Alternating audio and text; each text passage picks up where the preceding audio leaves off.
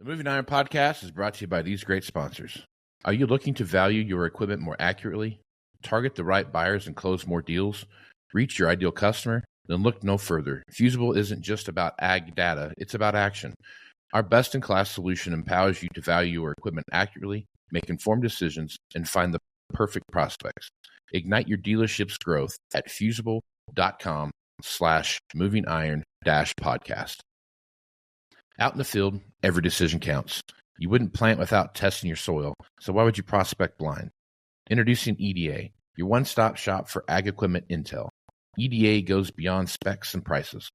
You get deep dive data on every piece of equipment like UCC filings that help track ownership changes and uncover potential sales leads. D&B firmographics, which help you understand the financial health and buying power of potential customers. Market trends that help you stay ahead of the curve, and insights on equipment demands and pricings. With EDA, you're not just looking at data, you're seeing opportunity. Find the right buyer, sell smarter, and build lasting relationships. Visit edadata.com for your free demo and unlock the power of knowledge. For over 80 years, Iron Solutions has been your go-to data source for ag dealers, lenders, and manufacturers. Get powerful appraisal and value forecasting tools that fuel profitable decisions anytime, anywhere. Get your free demo at ironsolutions.com. Iron Solutions, confidence in every click. Today, there are many ways to finance ag equipment, but nobody delivers simple, fast, or flexible financing like AgDirect. Learn more about your options to buy, lease, and refinance equipment at agdirect.com. Valley Transportation has been hauling ag and construction equipment across the country for the past 33 years. Call Parker at 800-657-4910 for all your trucking needs. At Valley Transportation, our goal is to help you reach yours. When you partner with Axon, you immediately gain access to a full range of products and solutions designed to meet the complex needs of today's grower. We carry all major brands and sizes of tires and wheels. We specialize in large diameter wheels for large equipment. We have one of the largest OEM replacement wheel inventories in North America. Known for extreme flotation setups, duals, and triples, we have wheels for all makes and models of tractors, sprayers, combines, and grain carts. If we don't have the wheel in stock, we'll custom build, sandblast, and paint in-house. There isn't a more vast inventory in North America dedicated to helping dealers move more iron. With facilities on the West Coast and in the heart of the Midwest, leverage our 230,000 square feet of indoor inventory to solve any problem a grower may have. Move more iron with Axon.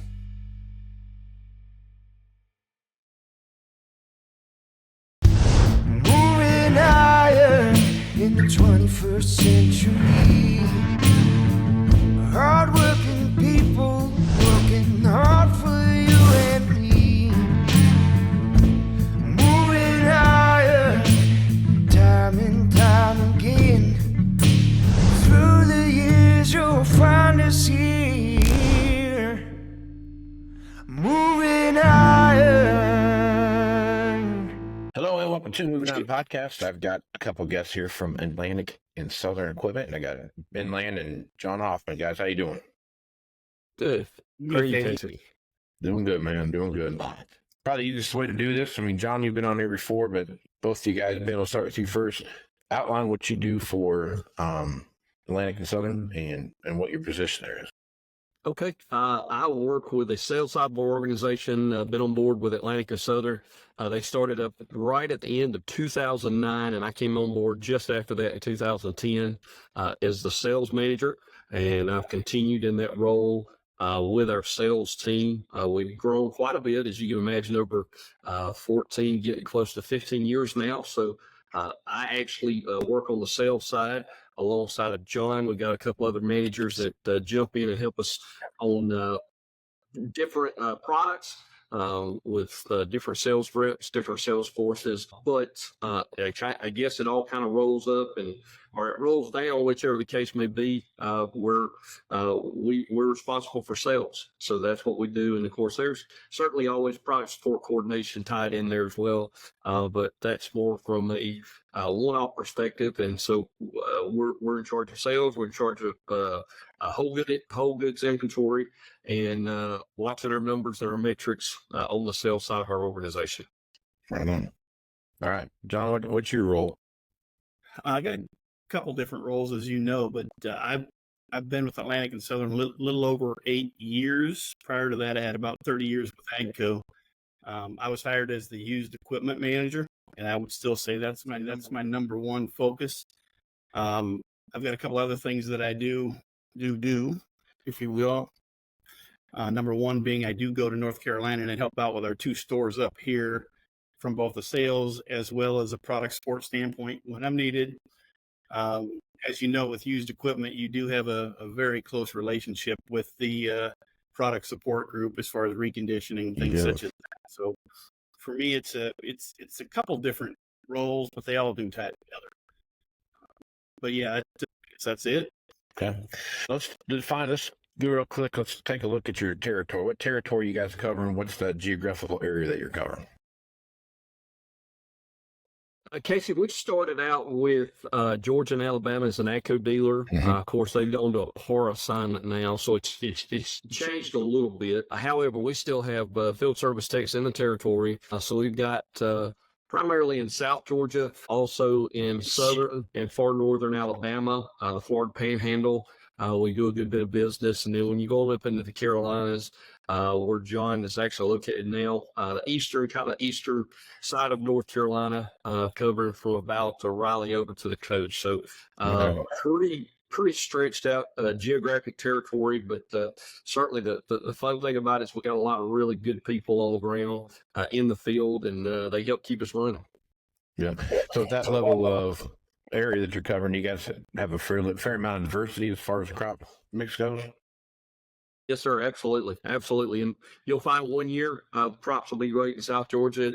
They may not be as good in North Carolina or South Carolina's having a great hay year, and you see Alabama not having a great hay year. So a lot of diversity in the crops, a lot of diversity on what crops are doing well in what years. Right.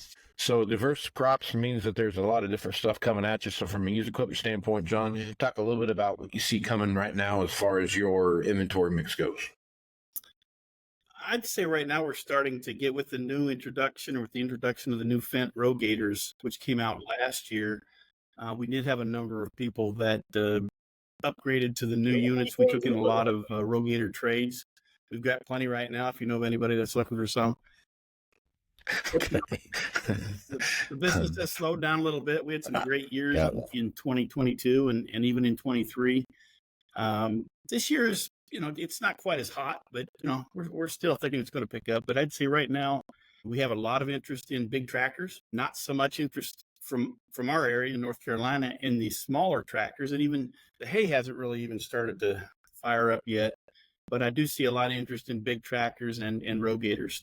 So that's kind of all over it. It's pretty much the same. I think just the CUE market has slowed way down, both new and used, especially used. Mm-hmm. But again, it's cyclical. It's happening quite often. Yep, that's for sure. The crop mix or the machine mix you just laid out there, John, is that common for your dealership, or is that a little bit different than normal? No, I think it's pretty common. I think especially when you blend all of the stores together, 1 year it might be one store is up on this and down on this, and the next year it'll be a different store. But no, I'd say it's pretty common. There's no surprises hitting us right now.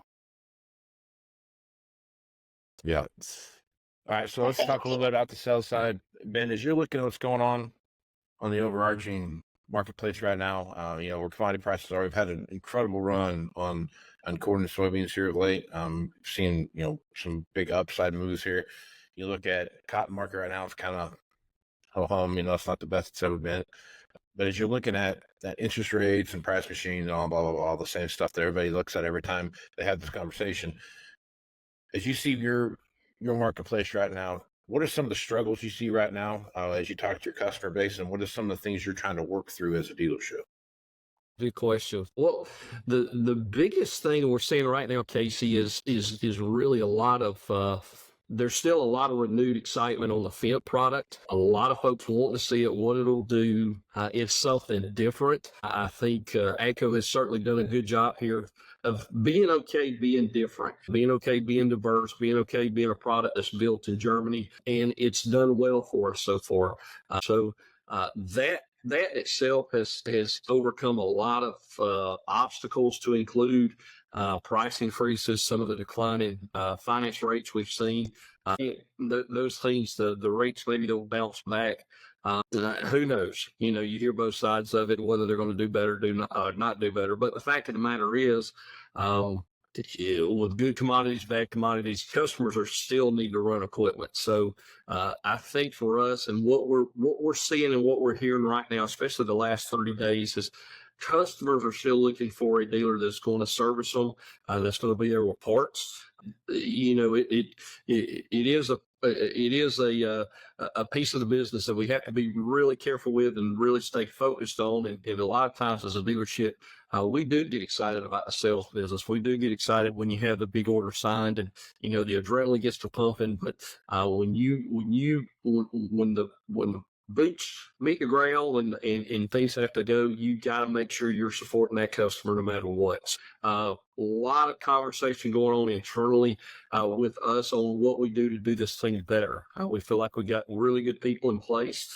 We need more good people, but as this thing continues to grow and expand, how do we continue to offer the customer first class product support? And so that's been a challenge for us, Casey. But I feel like with the team we got and the management team that we're structured around, both on the sales side and product support, there's a lot of exciting things happening there. Yeah.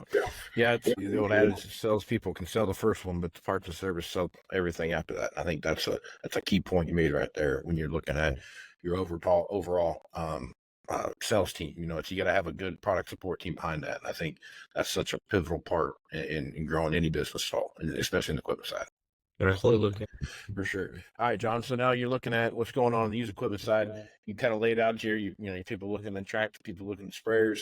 You got some stuff going on there. Kind of walk through.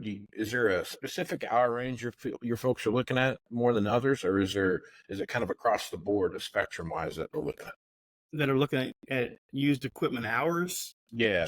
I don't think necessarily looking for whether it be a 1,000-hour machine or a 3,000-hour machine. I did want to say with Ben's comments, as far as excitement regarding the Fent line, we are having a lot of good success with that. Well, obviously with success in selling new, I guess you would say that's success in getting used trades. Sure. I would say as late as a year ago, I had an outlet. I know a lot of other brand dealers, so if we're looking at taking a different color green trade, I could make some phone calls and find out some values, and somebody might be interested in it. Right now, it seems like we're still having the interest in the new ones, but moving those used ones to other dealers is really tough right now. So that's probably my biggest challenge on the used side, but that also goes along with Ben as we sell more of the new product. He's obviously, we're focused on product support, which also creates a little bit of a competition with me with my trades. I've got to also try to get into the shop, get these things reconditioned if need be. And so there's a pull from the used side to get the machines reconditioned and back out, as well as a pull from the new side to, support those, new customers, which again, new customers are the ones you really want to take care of. But as far as customers calling, looking for certain things, we really don't have that other than, for us, the big thing is to just keep the inventory in front of the customers, whether it be through the website, through digital listings, what have you. You never know what they're going to call for. I mean, we have 150 pieces of used equipment out there all the time, and it never ceases to amaze me what it is that somebody wakes up in the morning and wants to buy. But we want to make sure that we've got it listed, all the data there, priced, and a salesman ready to call them back as soon as they call us. Yep. I think that's it's amazing that you'll get a phone call about something that you got all this stuff out there, and you'll get a phone call and it's something that isn't what you have. You know what I mean? Like, you'll get the guy, you got a 1,000-hour machine and a 500-hour machine. Someone wants a 750-hour machine. You got anything like that? trying to do that dance with them when you're trying to figure out exactly what they're looking for and why they're doing it. John, when you're looking at your overall inventory right now, in the times that we're in, you see a lot of machinery out there on the marketplace, right? You got tons of road route traffic, especially seem to be the hot spot. Do you feel like in your inventory anywhere you've got stuff that you're a little heavy on one side or the other as far as overall inventory goes, or do you feel pretty good about what you've got in your inventory? I think we're a little bit heavy. I think probably the main part that I focus on mostly is the older Rogators. Mm-hmm. I mean, those, the high dollar machines that they are, you really want to make sure you're not carrying them very long. Right. I've got a couple that are getting a little long in the tooth, so we're looking at different avenues, whether it be auction or wholesale or what have you, to move them, which in a normal year I wouldn't be doing necessarily, but this year I certainly am. With the cost of money as it is, that's something that, if it's not weekly, it's certainly monthly that we're looking at age and also dollars in inventory. So for sure, that would probably be my major focus. But again, it doesn't matter what it is. If it's getting old, we need to look at moving it. Yep. Ben, what are some of the things that you're doing different now than this year that you would have done? Maybe take out the COVID years, right? Because those were freak nature thing when it comes to how inventory moves through that time frame and supply chains and whatnot. But kind of looking at where you're at now, things are kind of quote unquote normal again as far as supply chain goes. And we're still going through a little bit of a recorrection here as to what the marketplace is going to look like, what the new normal will look like here down the road. But kind of looking at where you're at now and kind of things you've done, maybe 15 through 17 type of time frame up to maybe 2020 or something like that. Looking at that time frame and those things, what are you doing different now than you said you would have done maybe pre-COVID? No, great question, Casey. One of the things we learned during COVID, I say we learned, we were all struggling to get equipment, get inventory. And so on my end, Casey, we went out and got some I would call them some shorter line products that's maybe not products that we would normally carry, would not normally sell, just to give ourselves something to retail. Had some success, had some failures there, but what we've been doing probably the last 6 months is a good amount of that inventory we've been cleaning up and getting rid of. Even this long out, here we are in 24. We're getting that inventory gone, and also we've taken a real hard look, probably since the middle of last year, at what short lines do we need, what short lines do we not need. We have figured out that on our end, Casey, we can be successful with a couple of product lines and just stay focused there. If you let the sales team, our sales team's probably like anybody else, they want to make a customer satisfied. They want to sell a customer what they want. And so there's a lot of times that John and I are both, I'll use the word proposition, to pick up a piece here, pick up a piece there, because we can make customer Smith over here that's been such a good customer, we can get a one-time sale to him. So we're getting smarter about our business, Casey, where we're not doing so much of that. I know that we got a lot of friends in the short line business, and it's not a personal thing for us, but we do understand we've got to get better. So that's kind of one piece. The other piece that we did coming into 24 is we've been doing a little bit of our territory alignment, realignment. You can call it whatever you want to call it. As you grow, as you expand, you always need to be tweaking and looking at where your sales force is, where they've been successful. We've done a little bit of shaking up with some of our sales reps that, maybe traditionally sold one product line, and now there's something else that ties in just as well, where they've done more than one. I think especially as AGCO took on AgChem and then eventually gave the AgChem line to dealerships. Dealerships real quickly had the mindset, and I was one of those. I'll admit it, I've been one of those that's always had the mindset that you need to keep that specialized salesperson focused on that one product, that application product. And the truth of the matter is, when you look at most dealerships, and ours no exception, those are some of the sharpest salesmen that we have. Most successful salesmen.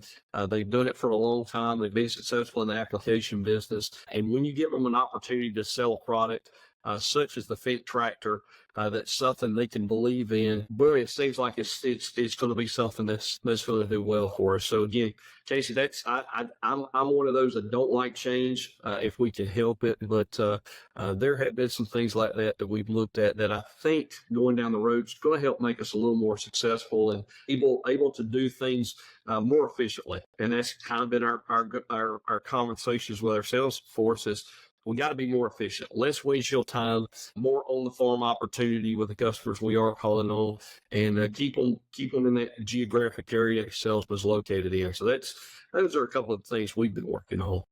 Yeah, I think you hit on something good there. I think that that equipment inventory overlap and what's that look like, and how do short lines work into that.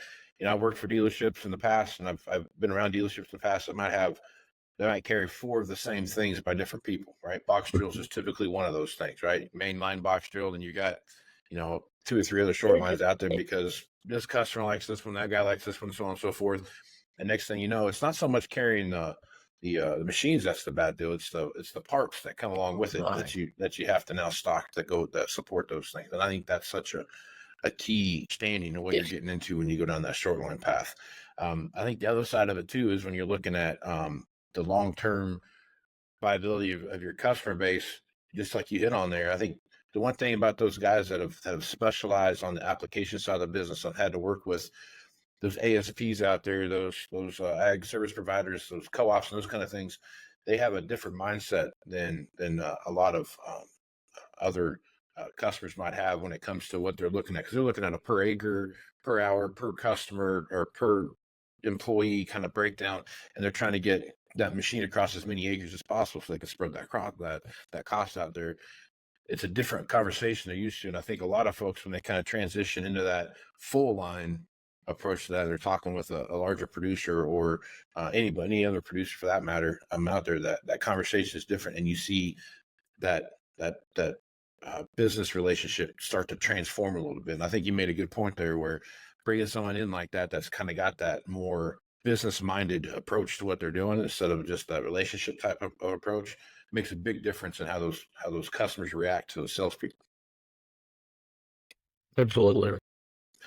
So, John, when you're looking at short lines, as a used equipment guy, I hated short lines. I'm just going to be upfront with it. I hated them because they were hard. They're so pocketed as to where those short lines were popular at. Now, some short lines are nationwide, and you kind of see that, but I felt like some of these short lines, when you came across them, they were really a big deal in your area, but when you got outside your area, it was hard to find another outlet besides what you had already going on.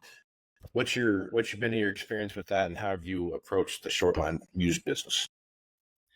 Well, there's always somebody that's got an off-brand, something that they want to trade in. Obviously, let's just take tillage, for example. I mean, we're big in sunflower.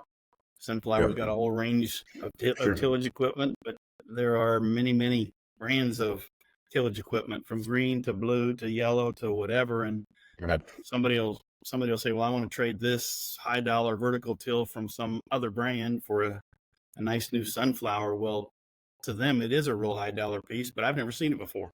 Right. So that's the challenge there, obviously. And you probably know, is you either have to have an inkling on somebody else that is interested in something like that, or might be interested, or you've got to have some contacts that you can call and at least get some advice on, what would be the target customer, what might it be worth, and would they maybe be interested in it if we could get it at a low enough price. Now, tillage is a bad example because you can't load it up and ship it across the country very easily, and you can't tow it.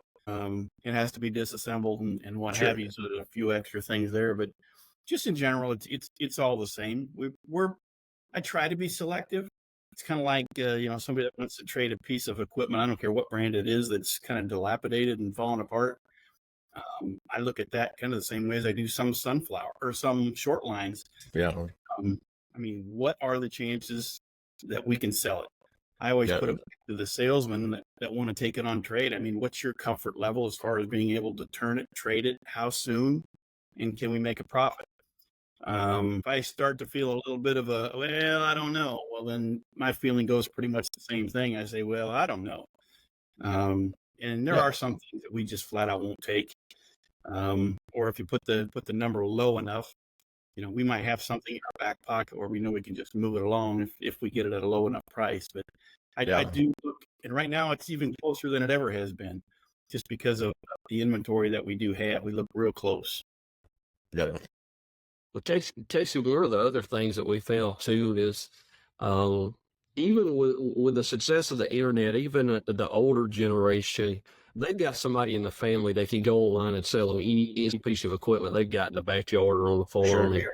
And, a lot of times they can actually do a good bit better just outright selling it themselves. And by the time you put it on whether it's marketplace or where you put it regionally, somebody is in need of that piece of equipment in whatever condition it's in, and it usually works a lot better than we bring it in the dealership and then turn around and get some kind of a value out of it. So a lot of times it's a lot easier for us to have that discussion on the front side with the customer of, Mr. Customer, if you'll take 2 weeks to sell this, whatever it is yourself, it may work out a little better to your good. So again, you open yourself up to risk doing that. You don't get the immediate sale right then and there. To your point a while ago, do you really want to put all that? Well, let's just call it a lot of times is junk. Do you really want to put it on your books? Do you need it sitting on the yard? And what image does that portray if you got a pile of that equipment sitting in one place on your yard? Yep. The old proverbial, is the juice worth the squeeze type of thing, So that's what there's a lot of stuff that I would just like, I just feel like you probably should sell this on your own. You're gonna get way more money for it. So, last thing here, guys, I think as you're looking out through the rest of 24, Ben, as you look at as you're on the new side of stuff and you're looking at things are tracking and things are moving, what are some of the things you feel good about? What are some of the things you feel you have some concerns about going into 25? On the new side, it's just going to be making sure we keep our inventory turning. I think through the first half of the year, our retails look good.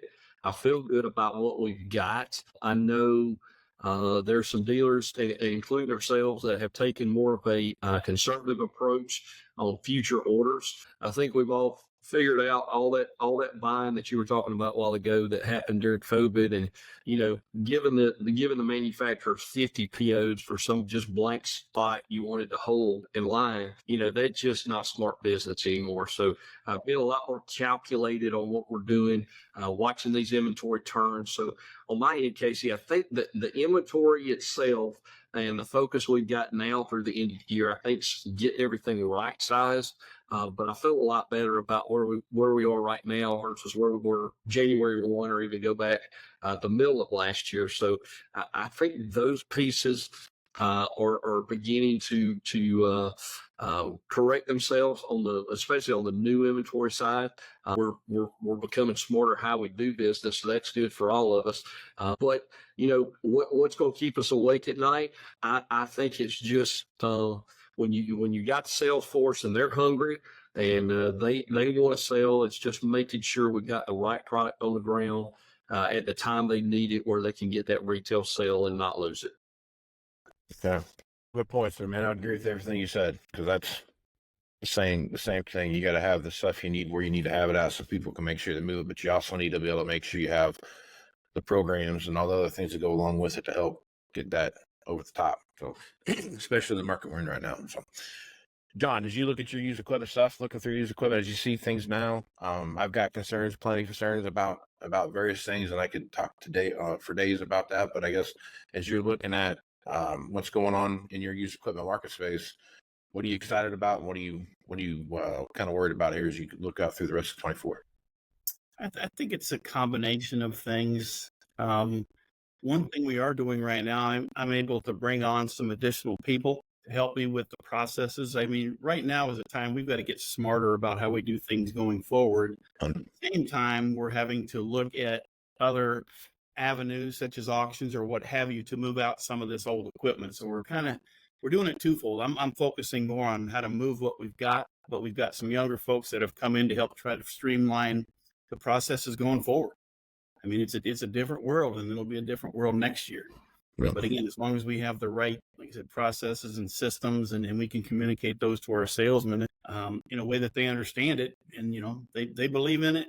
they believe in it, then it makes it all that much easier for all of us. So to me, that's the biggest thing right now. It's just such an interesting time. We're having to do this, but at the same time, we're taking advantage of the time and the people to work on what's coming down the road, because it's always coming. Right. Just by the time you think you got it figured out, something new happens, right? Oh yeah. So, yeah. I love those. I love that. You sit back there, I got this figured out now, and then all of a sudden you get 2x4 upside the face for a completely different direction than what you're expecting the first time. So, all right, fellas. Well, I appreciate you guys taking time to come on the podcast here. Ben, if folks want to reach out to you and pick your brain about stuff, what's the easiest way for them to do that? Just hit me on the cell phone, text or give me a call, 678-689-4216. Probably the easiest way. Just reach out and let us know what we can do to help you. Right on. John, what's the easiest way for folks to get a hold of you? Either way, phone or email, but I'll give you my cell phone as well. If somebody wants to just call me, 678-938-1630. I look forward to, whether they have suggestions or whether they just flat out need to move something. I'd be glad to give them advice. I'm always willing to talk to people. Right on, man. Give those guys a call. Got a lot of good knowledge right here, so reach out to these guys and give them a call. Before we close it down, both of you guys have been to the Moving Iron Summit. Talk a little bit about what you gained from that, and would you recommend people coming to that? I would say for me, Casey, especially last year, the breakout sessions that your team held, probably some of the best insight we had just with dealers, give us some ideas, give us some thoughts.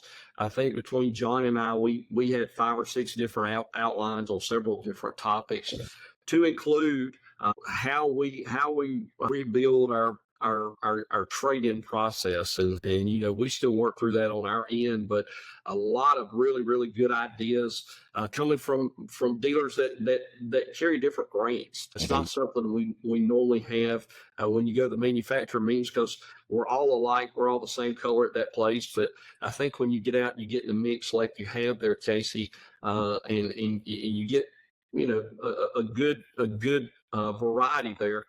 For me, it was just get some insights and some thoughts on things that we've never considered before, and seeing other dealers that have been successful, maybe handling business a different way, and just giving us some different ideas. Yeah. That's feedback I normally get, is the networking side of it, and kind of not everybody does the same thing the same way, and what you're doing may not be the most fine-tuned thing on the planet, but find that other piece from somebody else makes it spin a little better. So good, man. Well, guys, I appreciate you being on. Look forward to seeing you guys again this fall at the Moving Iron Summit, and go from there. So with that, I appreciate you being on. We'll catch you again next time. All right. Thank you, Casey. All right, thanks a lot, Casey. Thanks a lot. Iron Podcast is brought to you by these great sponsors. Are you looking to value your equipment more accurately, target the right buyers and close more deals, reach your ideal customer? Then look no further. Fusable isn't just about ag data, it's about action. Our best-in-class solution empowers you to value your equipment accurately, make informed decisions, and find the perfect prospects. Ignite your dealership's growth at fusable.com/movingiron-podcast. Out in the field, every decision counts. You wouldn't plant without testing your soil, so why would you prospect blind? Introducing EDA, your one-stop shop for ag equipment intel. EDA goes beyond specs and prices. You get deep dive data on every piece of equipment, like UCC filings that help track ownership changes and uncover potential sales leads. D&B firmographics, which help you understand the financial health and buying power of potential customers. Market trends that help you stay ahead of the curve, and insights on equipment demands and pricings. With EDA, you're not just looking at data, you're seeing opportunity. Find the right buyer, sell smarter, and build lasting relationships. Visit edadata.com for your free demo and unlock the power of knowledge. For over 80 years, Iron Solutions has been your go-to data source for ag dealers, lenders, and manufacturers. Get powerful appraisal and value forecasting tools that fuel profitable decisions anytime, anywhere. Get your free demo at ironsolutions.com. Iron Solutions, confidence in every click. Today, there are many ways to finance ag equipment, but nobody delivers simple, fast, or flexible financing like AgDirect. Learn more about your options to buy, lease, and refinance equipment at agdirect.com. Valley Transportation has been hauling ag and construction equipment across the country for the past 33 years. Call Parker at 800-657-4910 for all your trucking needs. At Valley Transportation, our goal is to help you reach yours. This podcast is proudly provided by Axon, helping dealers move more iron for the past 100 years. Find out more at axontire.com. Move more iron with Axon. Moving higher in the 21st century.